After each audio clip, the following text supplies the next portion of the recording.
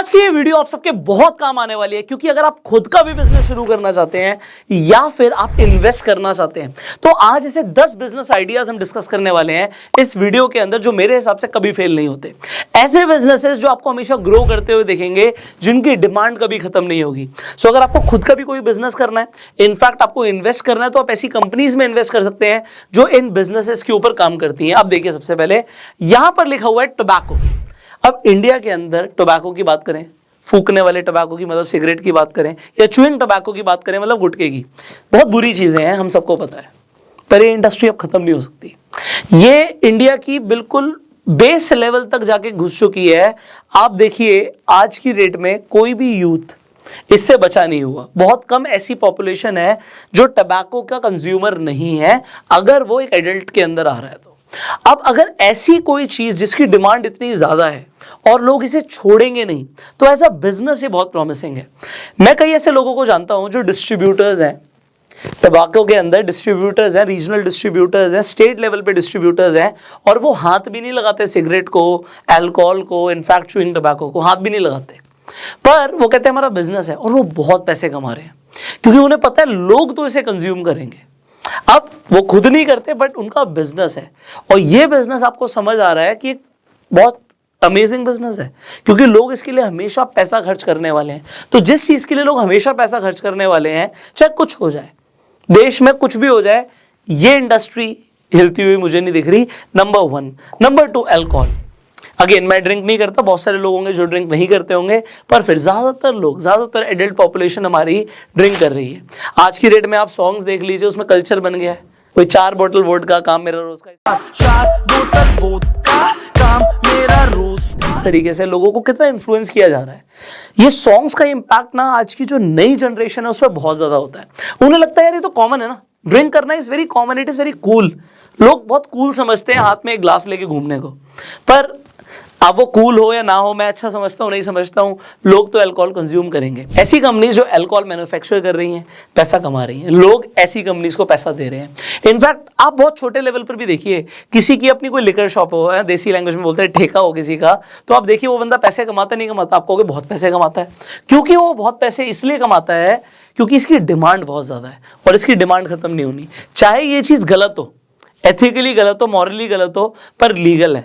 और अगर कोई चीज लीगल है और धड़ल्ले से चल रही है तो लोग इसके लिए पैसा खर्च करेंगे, और ये इंडस्ट्री भी इंपैक्ट नहीं होती हुई दिख रही, एटलीस्ट अगले 50 साल तो नहीं होने वाली। फिर कुछ और नशे का आ जाएगा तो देखेंगे, क्योंकि लोग नशा करना नहीं छोड़ेंगे। आज से 50 साल पहले भी लोग नशा करते थे, 50 साल बाद भी करेंगे। So you can consider such companies जो ग्रो कर रही हैं, क्योंकि वो पैसा कमाएंगी, उनके शेयर्स भी भागेंगे। देखिए यहाँ पे कंसेप्ट क्या है, मैं ऐसी इंडस्ट्रीज की बात कर रहा हूँ जो इंडस्ट्रीज लगातार पैसा बना रही हैं। अगर कंपनीज पैसा बना रही है, उनके शेयर्स भी बढ़ते हैं। सो आप ऐसे बिजनेसेस में इन्वेस्ट कर सकते हो। अगर आप अभी तक इन्वेस्टर नहीं हो तो आप इन्वेस्टमेंट को समझिए, कंपाउंडिंग की पावर को समझिए। शेयर मार्केट में इक्विटी इन्वेस्टमेंट बहुत अच्छी इन्वेस्टमेंट मानी जाती है लॉन्ग टर्म के लिए। सो आप अपनी फेवरेट कंपनीज में इन्वेस्टमेंट आज से शुरू कर सकते हैं। All you need is a demat account. आपको फ्री डीमेट अकाउंट का लिंक डिस्क्रिप्शन कमेंट बॉक्स में मिल जाएगा। आप एंजल वन पर जाकर फ्री में अपना डीमेट अकाउंट खुलवा सकते हैं, एंड वहां पर आप रेफरल के थ्रू भी पैसे कमा सकते हैं। बहुत सारे लोग ऑलरेडी कमा रहे हैं। So open your free demat account. अब यहां पे समझते हैं तीसरी चीज क्या लिखी हुई है, रेंटल प्रॉपर्टी बिजनेस। सी, अगर आपके पास खुद की प्रॉपर्टी है तो आपको समझ आ रहा है आप उसे रेंट पे दे सकते हो, चाहे वो कमर्शियल हो चाहे वो रेजिडेंशियल हो। अब जिन लोगों के पास अपनी प्रॉपर्टीज बन गई हैं, आप देखेंगे वो लगातार पैसा कमा रहे हैं। अब बिजनेस किसी इंसान का कैसा चल रहा है, जॉब कैसी चल रही है, जो लैंडलॉर्ड है उसे कोई मतलब नहीं, उसे रेंट चाहिए होता है। ये आप देखते भी होंगे, कई सारे लोग रेंट पे रहते हैं, तो चाहे कोई भी सर्कमस्टांस चल रहा है उनकी फैमिली में, उन्हें रेंट पे करना होता है। तो रेवेन्यू तो जनरेट होता रहेगा, और ये इन्फ्लेशन एडजस्टेड होता है, क्योंकि हर साल हर 11 महीने के बाद रेंट बढ़ता रहता है, और इन्फ्लेशन के साथ साथ रेंट बढ़ता रहता है। तो ऐसे बिजनेसेस जिन्हें रेंटल इनकम आ रही है बहुत अच्छी, वो बहुत अच्छा पैसा कमा रहे हैं। सो मेरे हिसाब से ये भी एक ऐसा बिजनेस है जो आप कंसीडर कर सकते हैं। हो सकता है आज आपके पास कोई ऐसी जगह ना हो जिसे आप रेंट पे दे सकते हैं, पर आज नहीं तो कल आप पैसा कमाएंगे, और आप अपनी प्रॉपर्टीज क्रिएट करने की तरफ ध्यान दीजिए, क्योंकि लैंड लिमिटेड है। इसके ऊपर हम आगे भी बात करेंगे, बट अगर आप पैसा जोड़ लेते हैं, and if you purchase a good land या गुड प्रॉपर्टी जो आपको रेंटल इनकम कमा के दे सकती है, फोकस आपका जरूर उस तरफ होना चाहिए। Next, paints. कितनी सिंपल सी चीज है पेंट, बट आप देखो बिल्डिंग्स बढ़ती जा रही हैं। अब रेंटल होगा तो भाई कुछ टाइम बाद उसका पेंट भी खराब होगा, पेंट तो कराना पड़ेगा। अब चाहे किसी भी तरीके का इंफ्रास्ट्रक्चर हो, पेंट रिक्वायर्ड होता है। इसी तरीके से जो कंपनीज, लीडिंग कंपनीज है इंडिया के अंदर, एग्जांपल एशियन पेंट, सन 2010 में एशियन पेंट्स का शेयर लगभग 200 रुपए का था। आज 2023 के अंदर 13 साल के अंदर शेयर 2700 रुपए से ऊपर का है। 100 गुना से ज्यादा शेयर का प्राइस बढ़ गया, 100 गुना पिछले 13 साल के अंदर। क्यों? क्योंकि एक बहुत बेसिक रिक्वायरमेंट है, पर ये बेसिक रिक्वायरमेंट के ऊपर लोग ध्यान नहीं दे रहे। आज भी मुझे ऐसा दिखता है, ऐसे कई बिजनेसेस हैं जैसे हम शेयर भी कर रहे हैं आपके सामने, जो आने वाले टाइम में रुकेंगे ही नहीं।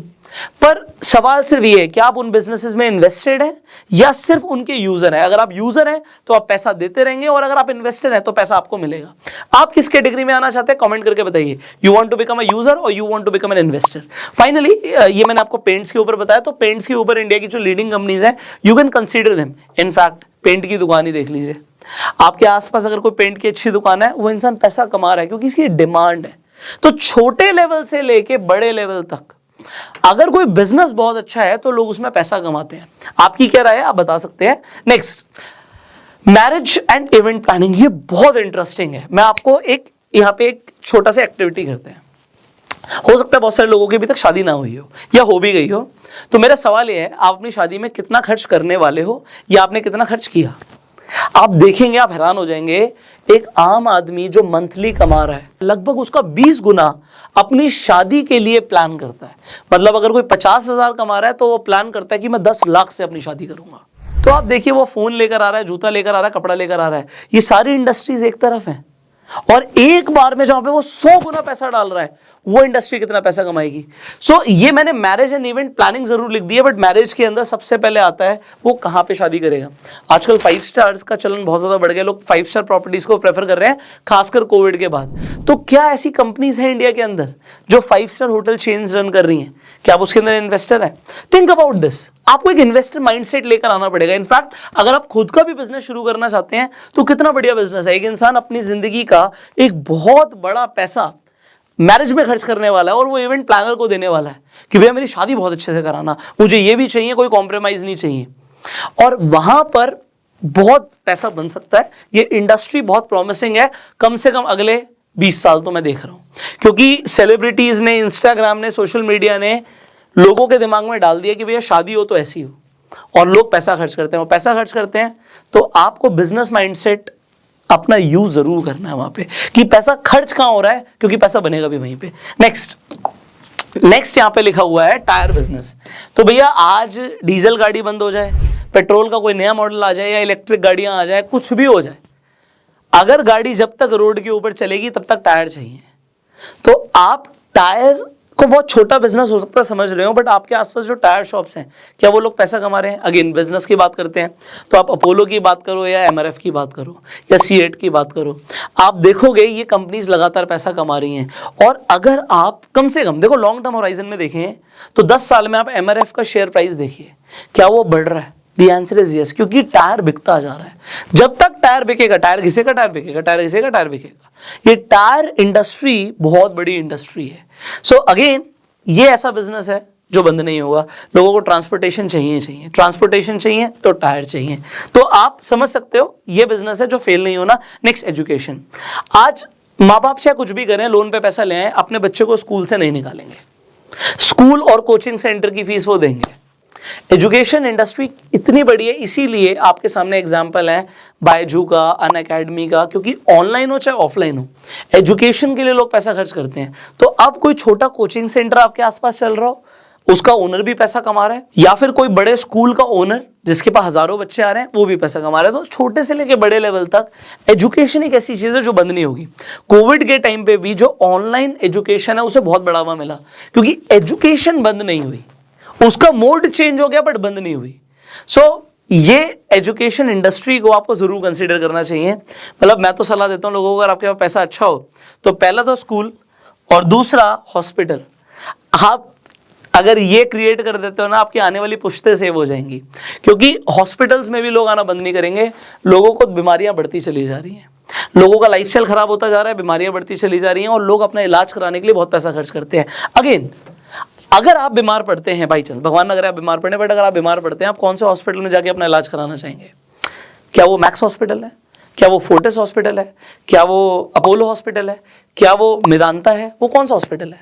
अगर आप नाम ले रहे हैं किसी अच्छे ब्रांडेड हॉस्पिटल का, तो आप ध्यान रखिएगा, कभी भी घर में भी कोई बीमार पड़ेगा तो आप उन्हें वहीं लेके जाएंगे, और जब आप वहां लेके जाएंगे तो वहां पे लाखों रुपए का बिल आएगा। अब चाहे वो आप पे करें या आपका इंश्योरेंस कंपनी पे करे, वो एक अलग बात हो गई, पर पैसा तो वो हॉस्पिटल्स कमाएंगे। क्या आप उन बिजनेसेस में इन्वेस्टेड हैं? आप हो सकते हैं, आप मेदांता के ओनर बन सकते हैं अगर आपके पास उसके शेयर्स हो तो। अब उसके लिए आप एनालिसिस जरूर कीजिएगा अपनी, बट मैं आपको ये बता रहा हूं ऐसे बिजनेसेस जो फेल नहीं होंगे। सो हॉस्पिटल्स आपको क्या लग रहा है बंद हो जाएंगे? लोग आना छोड़ देंगे हॉस्पिटल्स में? इतने हेल्दी हो जाएंगे लोग हमारा एनवायरनमेंट देख के? अगर नहीं तो consider becoming an investor into hospital. आज अपना हॉस्पिटल हम नहीं खोल सकते, उसमें बहुत पैसा लगता है, बट एक शेयर तो खरीद ही सकते हैं, पैसा तो वहां पे भी बढ़ेगा। Think about it, logical decision आप ले सकते हो। और मैंने बताया आपको कुछ भी नहीं चाहिए यार, आपको सिंपली ऐसी अच्छी कंपनीज ढूंढनी है, आप उनके शेयर्स खरीदने हैं। डीमेट अकाउंट मैंने आपको बता दिया, एंजल वन पे जाके फ्री में खुल जाता है, और आपको कंपनीज भी मिल जाएंगी, सर्च कर सकते हो, जाके इन्वेस्ट कर सकते हो, शेयर्स खरीद सकते हो। Finally pharma companies. So covid से तो हम देख ही रहे हैं कि फार्मा कंपनीज के शेयर्स भाग रहे हैं। क्यों भाग रहे हैं? क्योंकि भैया लोग दवाइयों पे इतने डिपेंडेंट हो गए हैं, और आने वाले टाइम में आपको क्या लगता है फार्मा कंपनीज चलेंगी नहीं चलेंगी? फार्मास्यूटिकल का फ्यूचर बहुत ब्राइट है, और इसीलिए फार्मा कंपनीज के शेयर्स भी भाग रहे हैं। इनफैक्ट आप इसे देख सकते हैं अपने आसपास भी, बहुत सारी मेडिकल शॉप्स खुलती चली जा रही है, केमिस्ट की शॉप खुलती है ना, वो खुलती चली जा रही है क्योंकि लोगों को दिख रहा है उसमें पैसा है यार, उसमें मार्जिन है। और क्योंकि पैसा है, मार्जिन है, एक्चुअल में होता क्या है, कोई भी दवाई होती है उसकी मैन्युफैक्चरिंग कॉस्ट बहुत कम होती है, R&D में बहुत पैसा खर्च होता है, और कंपनीज की ना यहाँ पे आप मनमानी समझ लीजिए, वो किसी भी दाम पे उस दवाई को बेच रहे हैं। तो अगर उनकी मैन्युफैक्चरिंग कॉस्ट 10 रुपए की भी होगी, उनकी मर्जी है, वो 100 का बेचे, 200 का बेचे, 500 का बेचे, आपका कोई कंट्रोल नहीं है। और अगर डॉक्टर ने प्रिस्क्राइब कर दी तो आपको वो खरीदनी पड़ती है, क्योंकि आपको लगता है यही दवाई मेरे को फायदा देगी। तो ये इंडस्ट्री मुझे नहीं लगता कि किसी भी तरीके से पिटने वाली है या बंद होने वाली है, ये ग्रो ही करेगी। और यहां पर लोगों की जेब से पैसा निकलेगा। मैंने क्या बोला? पैसा जहां पर लोग खर्च कर रहे हैं वहां पर ध्यान दो, पैसा वहीं बनता है अगर आपको पैसा बनाना है तो। Finally housing. अब लोगों की एक बहुत बड़ी समस्या है कि भैया अपना घर होना चाहिए। लोग अपने गांव छोड़ के शहरों में आ रहे हैं, शहर में अपना घर लेना है, घर तो चाहिए, जमीन लिमिटेड है, तो हाउसिंग बहुत ज्यादा ग्रो करता जा रहा है। अभी मैं रिसेंटली पढ़ रहा था कि हजारों करोड़ रुपए इंडियंस ने खर्च करे हैं दुबई में रियल एस्टेट खरीदने के लिए। दुबई में क्यों? क्योंकि वहां पे अच्छा इंफ्रास्ट्रक्चर है। सिमिलरली लोग अपने गांव की जमीनें बेचकर कहीं और जमीन ले रहे हैं, बट जो वहां पर बेच रहा है कोई ना कोई तो खरीद रहा है। आप यहां पर देखिए, इंडिया के अंदर जो मैक्सिमम प्रॉपर्टी है बहुत लिमिटेड लोगों के हाथ में है। इसका मतलब यह है कि बहुत कम लोग ऐसे हैं जो बहुत ज्यादा लैंड और रियल एस्टेट को ओन करते हैं।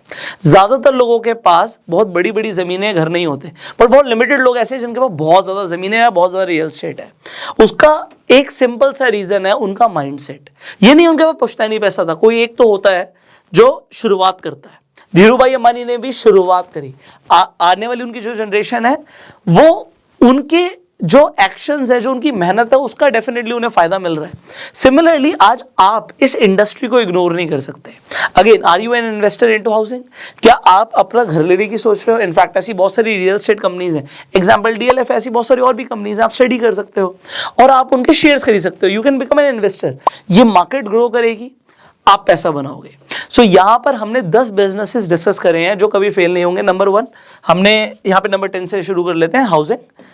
नंबर 9 पे था फार्मा, नंबर 8 पे था हॉस्पिटल्स, नंबर 7 पर था एजुकेशन, 6 पे था tyre, 5th marriage and event planning, 4th paints, 3rd rental property business, 2nd alcohol and 1st tobacco. आपके हिसाब से अगले 10 सालों के अंदर आपको सबसे प्रॉमिसिंग इंडस्ट्री या बिजनेस कौन सा लग रहा है? कमेंट करके जरूर बताइएगा। और अगर आपको ये वीडियो अच्छी लगी, इस वीडियो को शेयर कर दीजिए। फाइनली इसी तरीके की और पावरफुल वीडियोस देखने के लिए इस चैनल को सब्सक्राइब कर लीजिए, बेल आइकन पर क्लिक कर दीजिए। I will see you in the next video. Till that time, you go self made and जय हिंद।